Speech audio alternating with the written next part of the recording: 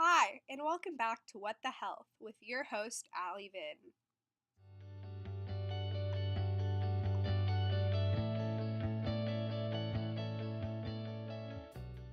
Today, we are going to be talking about Sigmund Freud. There has been a lot of controversy about him being barbaric and very negative. Most psychologists have publicly denounced him, but are there some truths to his beliefs? Our first guest is Emily Thompson from Chicago, Illinois. Emily has struggled with depression and anxiety since her freshman year of high school. She is on multiple medications to keep her balanced. Our next guest is Abby Bowen. She has always been a somewhat happy person and has struggled a little bit on and off with depression, but never to the point where she has been prescribed medication. Our next guest is Keller Boston from Forsyth County, Atlanta, Georgia. Keller described herself as always extremely happy, and she lives for making other people happy. She also said that she has never had a mental illness. I started off by asking these three Ole Miss freshman girls about what they have heard about Sigmund Freud. Emily said she's heard he's a sex-crazed psychologist. Abby chimed in shortly after, saying that she knows he's a psychologist. Keller said she knows he's a psychologist and he has a lot of different theories about a lot of different subjects. I responded with another question about the preconceived notions they have about him. Abby said she remembers a picture of him in her psychology class, but that's about it. Keller stated a lot of his theories had to do with very broad, not realistic ideas.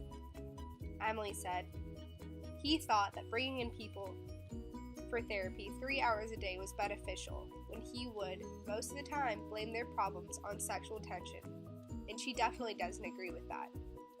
I then asked the girls about Sigmund Freud's quote, "Humans crave chaos because we have such a high-functioning society, we don't get to satisfy animalistic desires."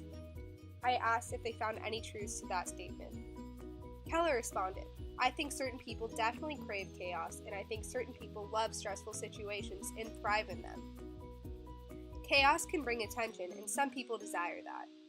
Environment has a lot to do with it. If you're in a chaotic environment all the time, you're going to want to get out of that." Emily responded that she disagrees. "I think that if you're in a chaotic environment all the time, then you crave that, and you crave stressful environments because that's what you know." I asked another prying question. Is society to blame for the fact that more people than the past have mental health issues such as anxiety and depression and need to be medicated for it? Keller said, "I think there's a different standard for your image, and you need to fit into the picture, and if you don't, you're not normal." Emily responded, "I feel like there's a picture of what normal is, and if you don't fit into it, you need to be on medication."